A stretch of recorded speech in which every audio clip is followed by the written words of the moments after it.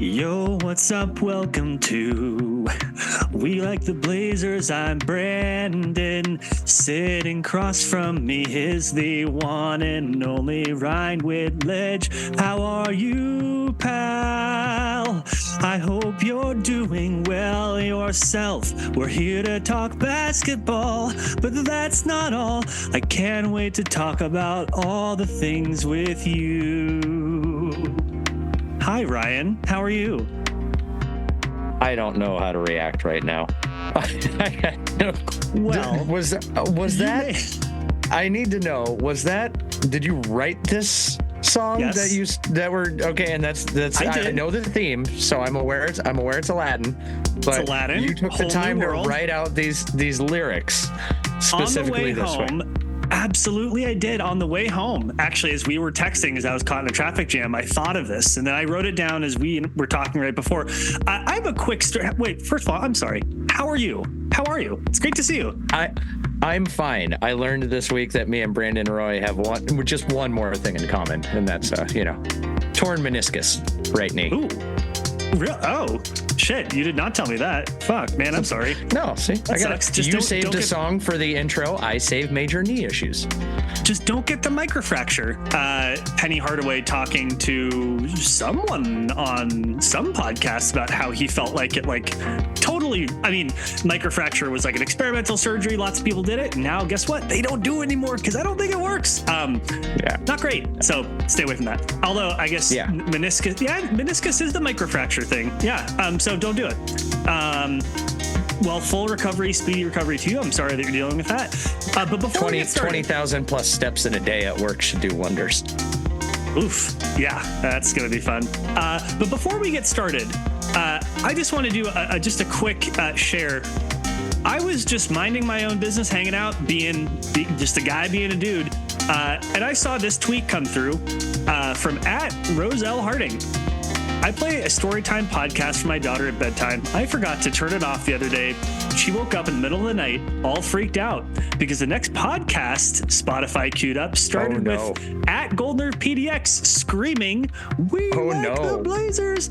And tonight she goes, "Mom, make sure to turn that off so the loud guy doesn't yell at me." Ryan, let me tell you, that made me feel bad. Actually bad, existentially bad. And not because I'm loud or I do a loud podcast, but man, I don't want to make anyone feel that way. So this podcast intro with a much softer approach is for you, Audra. Shout out to you. Appreciate you. I'll try to be more mindful of my intros in the future because I get it. I come in hot. And after I felt bad, it was just kind of some fun discussion about no, I put on the morning, pump myself up. So anyway, Ryan, I scared a child that, last thing any person under the age of 18 or that is not consenting to this podcast by clicking on it needs to hear is our voices in the middle of the night. And my thought, if it wasn't for your intro, give it 5 minutes into whatever topic of conversation and we'll probably terrify a child or teach them some horrible words. Yes. And I also I can, Audra, I understand that would feel like a betrayal to me. I was a kid that grew up falling asleep, nap time, bedtime to books on tape. That was before podcast, BP. But early 90s kid, books on tape, things like Just So stories, things like Shel Silverstein reading Light in the Attic. And I'll tell you, if I had been listening to something with a nice kind of relaxing, dulcet tone, and then you hear this, I would be terrified too. So again, Shout out to you, Audra. Sorry about that. Try to keep it cool in my intros from now on. But anyway, that one's for you. I just had to get that one off my chest. Made me feel bad. My follow-up questions. So Spotify recommendation was that, did Spotify recommend us or does that, or was she already a subscriber? It was Rose's cue, I think, because and shout out to Rose. Thank you for listening. I appreciate you. She must have turned on something and then it went to just her regular rotation. I think that's the way I read it. Maybe I'm wrong. I was going to be so excited if somehow Spotify decided, you know what, I'll start recommending those guys. Let's see. She actually said that the fact Spotify queued it up after this one makes no sense at all. So it was just bad luck. Maybe it was Spotify. That's pretty great. Yes, there we go. Anyways, that's what I got. Ryan, what's going on in your head? Not a whole lot. Work stuff. Where do you want to? Yeah. Knee injury stuff.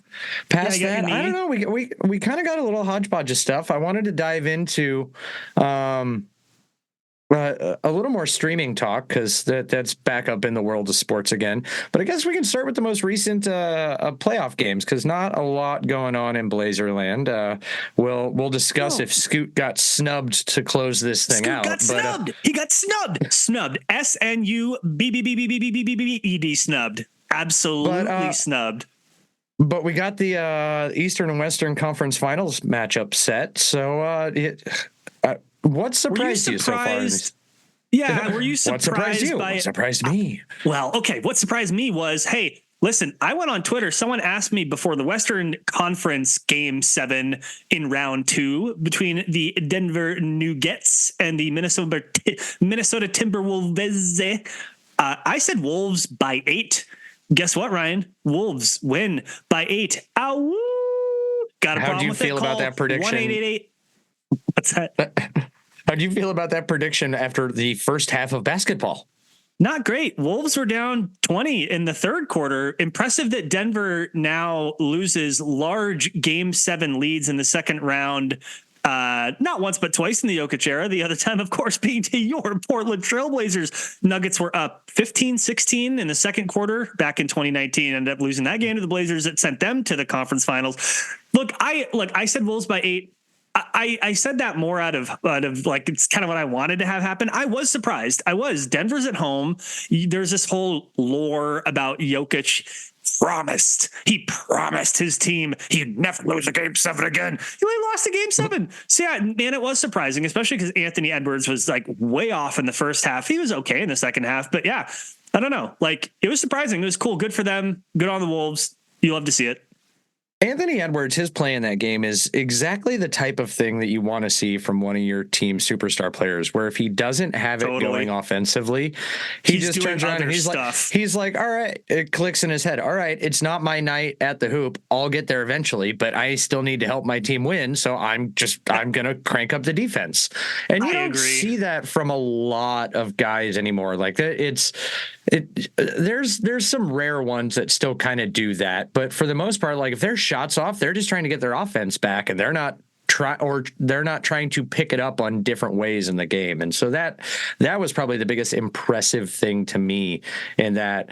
And as a cast of guys, like, I know I personally shit on Minnesota when they got Rudy Gobert, and I was like, really, you guys are going to run out Cat and Rudy? Good freaking luck. We'll see how this works. Well, hey, I'm wrong. It worked. It's working fantastically. Rudy's not going to hit fall away, fade away jumpers every freaking game. If he's adding that to his game, we're all screwed.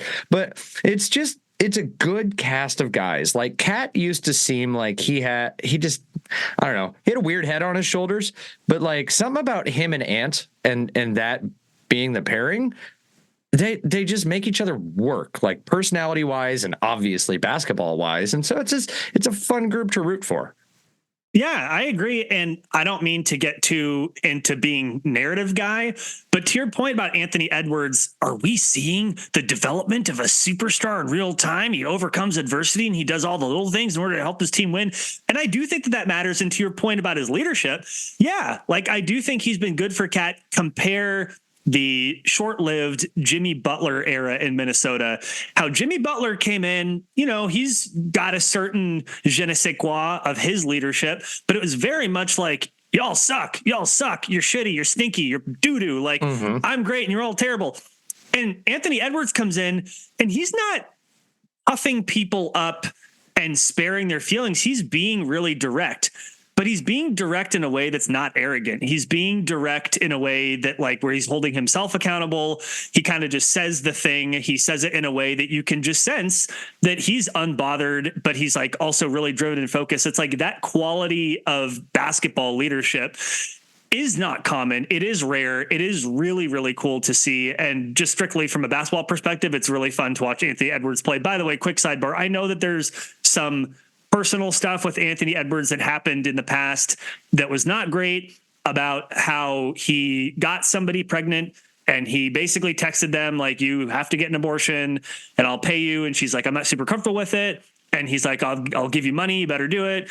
And then she did. And that is just not good, period. It's indefensible. It's terrible. I know that he had a response to it later, taking some whatever version of accountability you want to call it, acknowledging it, saying that it was wrong. He supports women and the decisions that they want to make. So I know that as he's become more popular, like that thread has come up too, where it's like, oh, but he's like a piece of shit.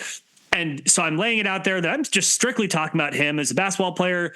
And so that's I'm going to leave it there. But anyway, yeah, like I'm rooting for the Wolves. It is an interesting team. It's fun to see them come together. Rudy getting his 4th defensive player of the year, which is tied with like Hakeem and a small handful of other players that have gotten 4 deep boys. It's not a common feat.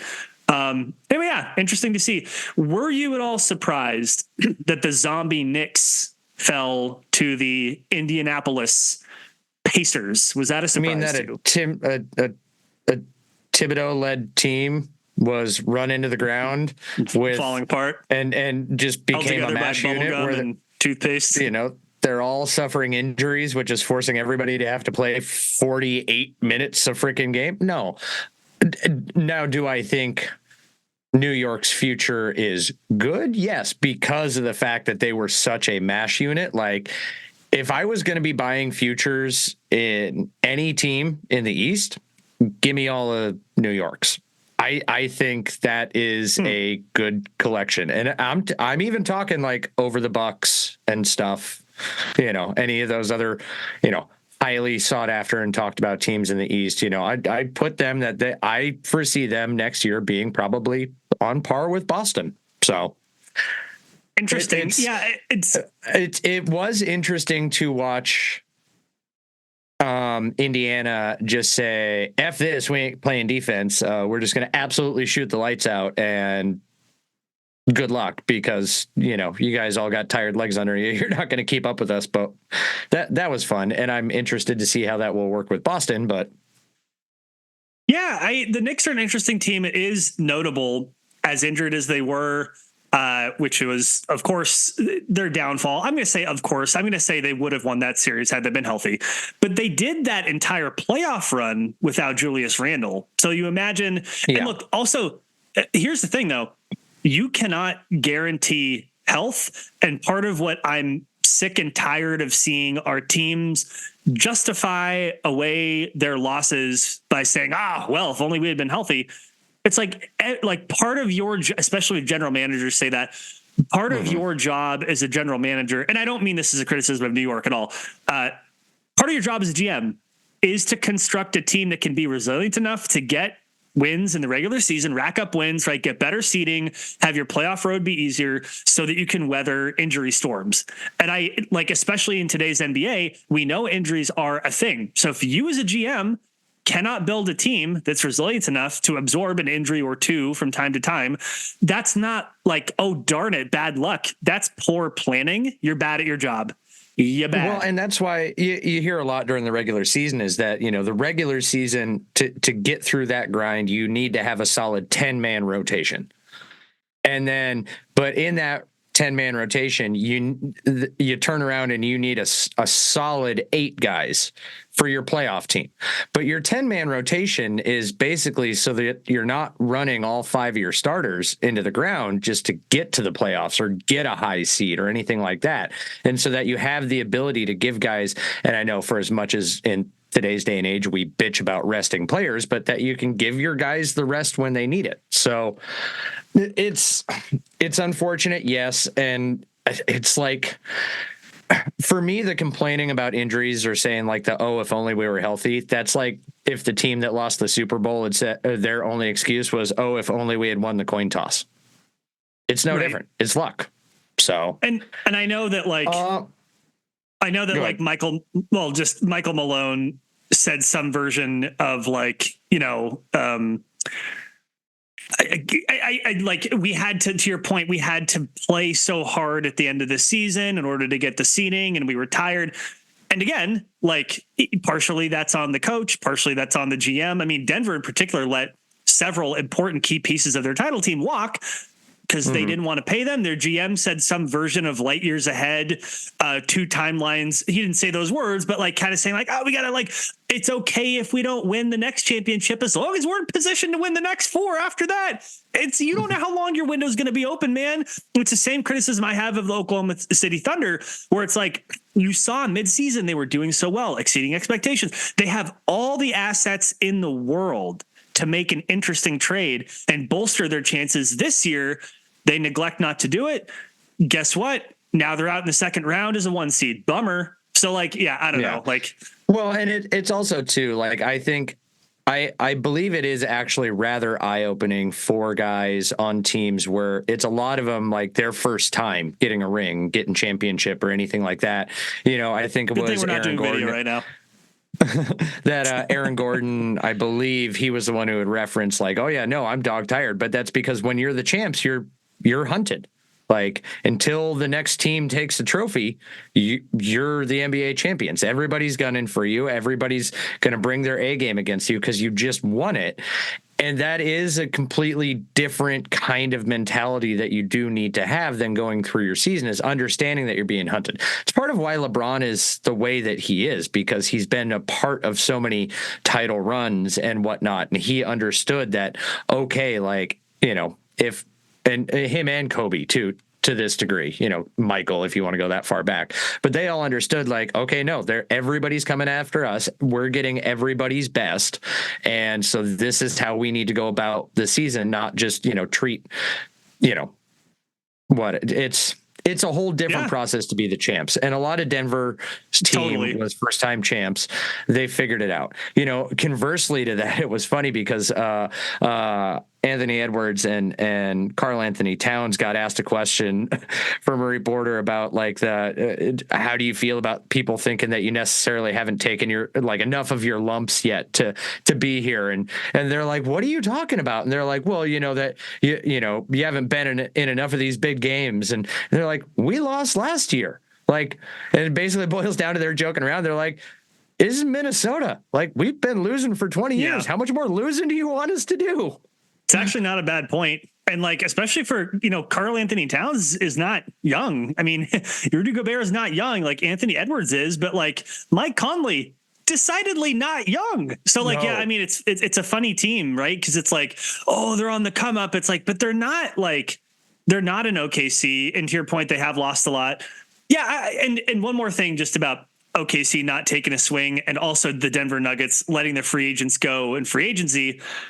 Reminds me a little bit about the 2011 Mavs. They won a championship, and, you know, Mark Cuban was like, you know, had like a Depoy level player in Tyson Chandler. Whatever. That's fine. He can go. We'll be fine.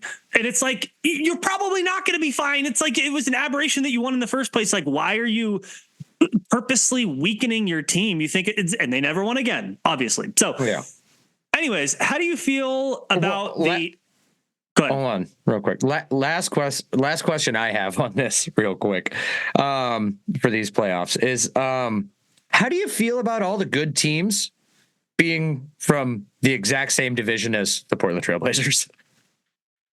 I mean, the only team not involved. Divisions are meaningless. Minnesota Timberwolves, Oklahoma City Thunder, Denver Nuggets. If Utah had made it, you know, Portland would be the only team in the division that didn't make it. But all I have to say, divisions are meaningless, and the Blazers are a long way from contention, unfortunately. Ryan, you told me blasphemy. You told me when the playoffs first started, you were not excited, not titillated, not interested, not activated. You weren't glowing with the bioluminescent algae of the deep sea for these 2024 playoffs. Ryan, has your opinion been swayed whatsoever? I watched the Denver-Minnesota series. That is all of the playoffs that I watched. That's more than you suggested you were going to watch. It is. I got roped in. I mean, are you interested in the Wolves? are you going awoo from your chair there? Are you awooing? Are you? I may have taken a flyer, a future. Just might not. We'll see. I may have laid a little bet down on 30-1 for them to win it all. Okie dokie. But like, are these playoffs any more compelling to you now?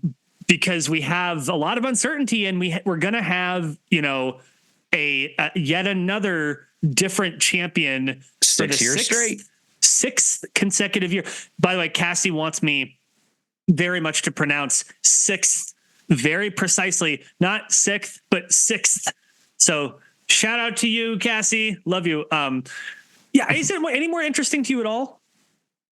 Outside the Wolves, no, and pretty much a lot of my interest my interest in the Wolves mostly comes from the fact that my entire family is from Minnesota. It's the land of my people, as I have mentioned. And that so I do your entire life savings on them winning the next round, apparently. All $7, yes. Fair enough. Well, just a quick check-in. We do have the Pacers and Celtics currently playing as of recording. Second quarter, Celtics leading by 8. Whatever. We'll see what happens there. No lead is Ryan, safe. We have got to talk about, I do want to get to the streaming point, but really quick. Scoot got snubbed. He got snubbed. Oh my God. He got disrespected by the league for being left off all rookie first or second team. Ryan, do I have to remind you of the people who made the team above him? First team, Chet Holmgren, no argument there. Victor Wembanyama, no argument there. Brandon Miller, no argument there. Jaime Jaquez, no argument there. Brandon Prudzinski, no real argument. Second team, Derek Lively, playing really well for the Mavericks, no argument there. And then you get into, Amen Thompson with the Rockets. Then you get into these last three. Keontae George for the Jazz. Yeah, he's good. I mean, Cason Wallace for the Thunder. Yeah, he's part of a really good team. Important player outside. Gigi Jackson for the Grizzlies. Really? Gigi Jackson? You're going to pick him over Scoot, who led all rookies in assists per game, who had some record number of double-digit assist games, whose first half of the season was absolutely not super inspiring, and whose second half of the season was much better. I'm just curious, are you bothered by this in the present? And second part, do you think this is going to look bad when we look back on it in the future? I think you kind of somewhat answered your own question about like if this is bad. Scoot had an uninspiring start to the season. And because he was such a highly touted draft pick, people came in with unrealistic and high expectations for him, even a lot of the people that vote on these awards. And so when he comes out of the gate and shits the bed, that's kind of all these voters need to kind of tune it out and not check in. A lot of these guys aren't watching every single player on every single team casting their vote. A lot of this is reputation, word of mouth, whatever. Something's got to happen to get your attention for it. The attention, when the eyeballs were on Scoot to start the year, he didn't perform. And then the eyeballs got off of him. And he did enough to get back up to a respectable-ish level stats-wise, but the Blazers were actively tanking, and he didn't have numbers that suddenly were astonishingly popping off the page. So the impression was made and decision was made basically at the beginning of the year, and he didn't do anything to wow or change any voters' minds. So that is where I come in and say, like, do I think he got snubbed? No. But do I think he... Sure. Could I maybe see him getting spot 10 on this 10-man list? Coin flip. But the two players I have a big issue with are one, Gigi Jackson, who, by the way, played. Oh, wait a minute. Played. How many games do you think Gigi Jackson played? Let's start there. Shout it out. 21. More than that. He played 48 games. That's less than 50. That's not that many. And if it would have been an all-NBA selection, he would not have been eligible by a long margin. Dude averaged 14 and a half with 4 boards and 1 assist. but like 48 games, and Scoot, quote unquote, only played 62, but 62 is higher than 48. The other one, Keontae George, math, played plenty of games, but like averaging 13, 3, and 4.5. Scoot's out here averaging 14, 3, and 5.5. And by the way, it's not like Keontae George is that much better of a shooter. The thing that I think should have pulled Scoot over the line for this is the pressure, the organizational impetus to have this 19-year-old come in and be the marshal for your team, to be the point guard. And yeah, he didn't do well in the beginning, and he was able to drag his averages up enough to be slightly better than people who were picked over him. But I think that story arc, isn't the NBA about narratives, Ryan? What happened to the game I love? What happened to the game I love? I thought it was about narratives. I thought it was about what we're doing right now in the moment, and Scoot got screwed. I don't know. Like, it just seems a little disappointing. And it is about narratives, but Scoot lost the narrative when he opened the season. The narrative. All of his hype was in the beginning of the year. I will tell you what, if you were to completely flip his performance in this season, he starts off absolutely fantastic. He starts the year how he finished it, and he finishes the year how he started it. Guarantee you he'd be on that. He would have made a team. Which is ironic because his development doing what it did in real life is way more encouraging for his development as a player. I don't know. Like, again, like I don't actually, I'm not actually that bent out of shape about it. I think it's fine. But it's sort of annoying. That's all. Okay. On that narrative, don't worry. The NBA still loves a narrative. They're attempting to manufacture it with the Minnesota Timberwolves to get people to care more about the Minnesota Timberwolves instead of them going, meh, really? It's Dallas and Minnesota. You kind of see that brewing. They don't know what to do when they don't have one of the big boys on the West Coast in there. Well, I think, and it's too bad because I do think the Wolves are a legitimately interesting team. Some of those games and what a weird series, by the way. What a weird series. Ryan, did you know that teams playing at home in a game 7 who get a 20-point lead, to that point in the history of the league, undefeated, 20-0. Now they're 20-1. And by the way, also, does Denver hang a banner for that? Do you hang a banner? You got to, if you're going to hang in-season tournament banner, got to hang one for that. Also weird that the Wolves won 3 of their games on the road. They're a strange team. They won the second game where Rudy Gobert missed that game for the birth of his firstborn son. The same day he was also named Defensive Player of the Year. Rudy Gobert doesn't play, and the Wolves put on a defensive clinic to the point that people were showing supercuts of defensive highlights. The Wolves are an interesting team, and I think that divorced from narrative, they deserve to be paid attention to in their own right because they're interesting and weird and cool. So I don't know, I think it's cool. All right, you want to do some streaming stuff? What's going on? I want to do some streaming stuff because the streaming wars, streaming conversations will just not leave the sports world, and it continues to baffle and perplex me. And so I'm gonna dip my toe over for a little bit to start this conversation into a different sport that I love and cherish, and that is the NFL. All you foot fetishes out there, look out! Yep. Just me and Rex. Yep, me and Rex Ryan over here, just going for the NFL deep cuts now. www.ryansfeetpicks.com. Oh no, I don't sell. I buy, sir. I'm a purchaser. Oh my God. That's why my life savings is only $7. I hope that every other under 18 person has now shut the podcast off. If this will put your child to bed, trust me. Yeah. Oh Lord Almighty. Mom, all right, streaming. Talking about feet. Streaming. So, the NFL announced that because it decided to laugh at the NBA and get in on Christmas Day games, that this year the NFL's Christmas Day games will be carried live on Netflix because Netflix is getting into a lot more of the live entertainment. And apparently this has people absolutely livid about, well, why now do I have to buy one more streaming service? Thursday Night Football is exclusively on Amazon Prime. So now you're going to have Christmas Day games for the NFL that are going to be on Netflix. In order to get NFL Sunday Ticket, you have to have YouTube TV.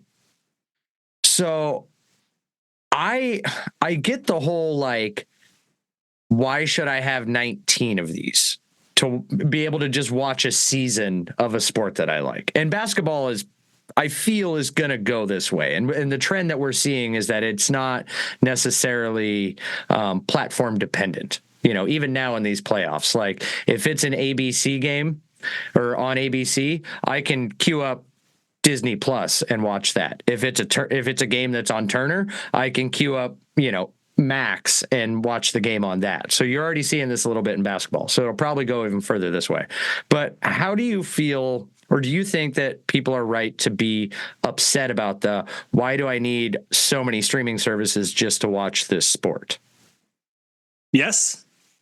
And it's funny too, because I say that so affirmatively, but it also kind of like it rubs against my anti-monopolistic capitalist tendencies, where on the one hand, right, like you want there to be different options, competition, not having one entity controlling anything, because then there's no market pressure for them to do better. On the other hand, boy, does that make it frustrating for consumers, right? Like it's very convenient for me right now. Again, this is my first year actually paying for some version of a TV service in God, I don't know how long. And I've actually really appreciated it. It's all on the DirecTV app. I can get it on my phone. I can get it on my TV. It's great. For me as a consumer, that's been awesome. And to imagine that I would get on my phone and be like, well, I'm going to push the Root Sports. It's not that. Push the NBA app. No, it's not. I'm going to push and I'm like searching for how to just watch this game that I know I'm already paying for. So I don't know, man. Like I feel like there's got to be a better way. There's got to be a way to find a balance between competitive market pressure and the ease at which I, as the consumer, can access stuff if I'm paying money for it. I don't know. That's my thought. Yeah. And this is a direction that I always thought things would end up when way back, years ago, when the pull started or the power started leaving the cable companies and people were cutting the cord because they wanted these a la carte options. Back when Ryan was checking the box score in the newspaper. Yep, opening up my Sunday paper, sitting there with my coffee. That's actually not a far off summation of how I start my normal mornings. We're among the last generation that probably actually like read the comics and stuff, and I did. Like I tracked the Blazers in the paper. I did. Like, and that's just it's fucking crazy to think about, man. Ooh, we're old. Yeah, oh yeah, but as soon as, everyone started, we're ditching cable and we're going to streaming and all that, like, I find it funny that we're going to find ourselves back in the world where different streamers are going to be bundled together that are going to make agreements, which is, I guarantee you, there's probably going to use that as some sort of justification for a minor price hike on something or whatever. Or it'll eventually turn to like, if you want to, like, hey, if Netflix is going to carry games, or no, it's Amazon Prime, because Amazon Prime is in talks to do a lot of stuff for the NBA. Actually, Elon Musk. Sure. No, he has zero to do with it. I blame him for everything. Can we not? I'm just thinking through this now. It's an unformed thought. Maybe it's terrible. Can't we blame the NBA? Hey, you provider can buy our in-season tournament, and you provider can buy our regular season games, and you provider can buy the first round, and you can buy this. Just fucking come on. You have to milk every last penny. Like, I, as a consumer, you know what I like, Ryan? I like basketball. I like the way they dribble up and down the court, blah, blah, blah, blah, blah, blah. Like, I don't give a fuck. I don't care what time of year it is. I want to watch NBA basketball. And if I want to watch NBA basketball, it should be in one place. It would be like if you took a season of Survivor and Jeff Probst's like, you know what we're going to do? We're going to split up the reward challenges to NBC and the immunity challenges are going to go to CBS. But then all the confessionals are going to be on Peacock streaming. And it's like, I just want to watch Survivor. Like, that's literally what it would be like. It's crazy to me. What is there to argue about? Well, for one, is this your first day Come on, bring it. Come on, bring it. Is this your first day in America? Welcome to capitalism. I'm just saying, every company chasing the most dollars humanly possible. Like if put it all in one place, please, for the love of God. Like, oh my God. It's just it's totally it doesn't make any sense. It doesn't. I do agree that finding some of these games and marketing for upcoming games or important games needs to be a hell of a lot better. It should not be a guess and check method to find which streaming service is carrying what. But how is that even good for them? Like, if people can't even find it, how is that good? I don't even understand how that's good for anybody in this. Well, the funny thing too is that, they always want to get, your goal is to get it in front of the most eyeballs so that you can sell advertising against it and get more money that way. And none of these streaming services are typically, like, to find out their viewership numbers, like, you got to twist an arm and a leg, and then you'd like find out like they're using some sort of weird sort of math on figuring out viewership numbers. Like the Rebel Moon, I think when that Zack Snyder movie, when part 1 came out, like it was considered the most watched.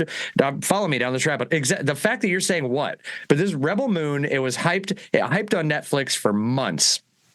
Big Zack Snyder project, whatever. And when it came out, I knew nobody outside of myself that watched it. And then Netflix released their viewership numbers, and they were like 90 million viewer households watch this in the first 24 hours of it being available on streaming. And I'm like, in bullshit. What world? Zack Snyder eventually I listened to, he was on Joe Rogan's podcast, and he was talking about some of these numbers. It takes 5 minutes and they count it as a view. So he's got a movie that's 2.5 hours long. However many people bailed after 5 minutes because they just thought it was a weird Zack Snyder movie, doesn't matter. That counts. There you go. Most watched movie in the first 24 hours of release. And they turn around and they can give you those numbers. So you'll never find out what the true viewership numbers are on these sporting events now anymore. Like, at least with cable and Nielsen, it was respectable and trusted. You know what I would love to see, by the way? It's slightly tangential. I would love to see some analysis.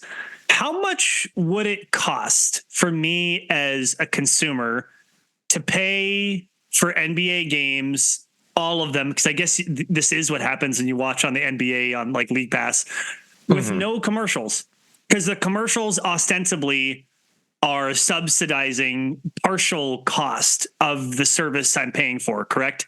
The trade-off is that you want the illegal stream version where it just cuts to the in-arena feed. Yeah, and the other part of this too is, like, to be really fair, like, I have been watching more basketball this year than in years past, so maybe things have always been this bad, or maybe I didn't remember, but like, especially for playoff games, there are so many long stoppages for ads, to the point where it feels like more advertising than basketball.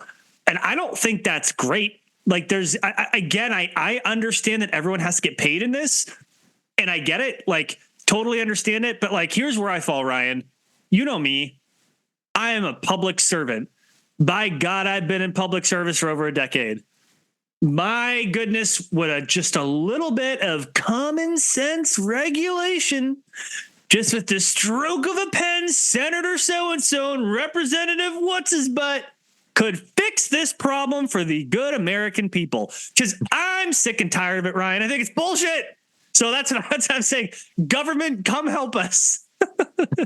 We know how functional they are. All right, when we're on our deathbed having our last breath, somebody will finally take action after 17 subcommittees have gotten together and negotiated about this. I just like, and I'm not wrong. That's why you're laughing. The whole thing about capitalism is it's supposed to work really well for shit just like this. Like, this is where I'm like, sorry if this makes me like a bad liberal, where I think capitalism works pretty well. It's something where it's optional, right? It's not healthcare. It's optional. I don't have to watch basketball. Capitalism should be great for that. But right now, it's not working that well because, again, like the product is just chock full of ads. I'm already paying money for it. I don't know where to find it.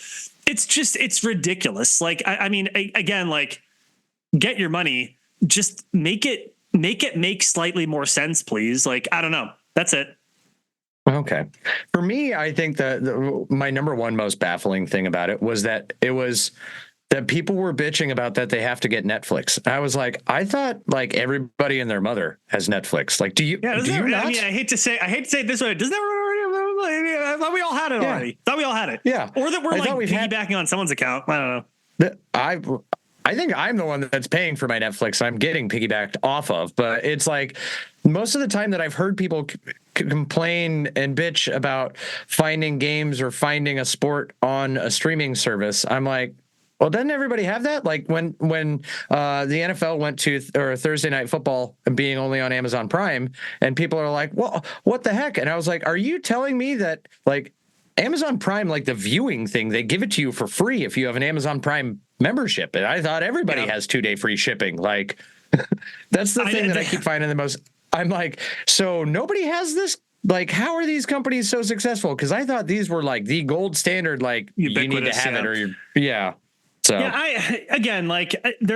I have to believe that you can provide a reasonable viewing experience, which includes being able to find the games and also does not include having more advertising than product.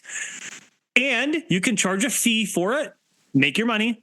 I have to believe there's a world in which we can strike that balance appropriately. And look, companies are not going to do it themselves. That's where I do wish, and we're not going to do this today, I do wish our government were more nimble, were more able to keep up with what's happening and do, again, some like reasonable, well-supported, common sense regulation. And then when it gets outdated, what do? You refresh it or you delete it. And that's the way our government's supposed to work. And, you know, back in the day, like you used to have regulation about, hey, we're not going to do this today. Okay. Anything else you want to talk about? It's the world's simplest bit of regulation to pass on this. Get rid of the blackout rules. The blackout rules are, that's fair, for the most part, supposed to protect local broadcasting markets. I want to see the data that shows that gets people to the arena. There's no fucking way. There's no way. Like, if I don't want to go to the game, I'm not going to go. Not being on TV. Well, okay, I guess I'm going to like pay for parking, pay for a ticket, get my clothes on. Like, no way. That doesn't work. Like, there's just no way. Well, and the area restrictions that they have in those for the blackout rules. Like, I'm streaming a Mariners game as we're sitting here recording this. If I were to get the MLB app, I would not be able to. You were going to drive to Seattle after work. So because I couldn't watch this, the thing that's keeping me from attending the game, or from, was because I had it locally accessed. Definitely not the 6 hours of driving. Totally not that. No. The 6 hours total drive time and the 5 of a game. When you get elected to office and when you have me as your chief of staff, I do not need people digging through my past. I am all good. Listen, we're in it to win it, and we are going to make it happen. Is there anything else you want to hit on before we very politely fade into the background like a magic carpet? I'm curious what song you wrote for the goodbye outro.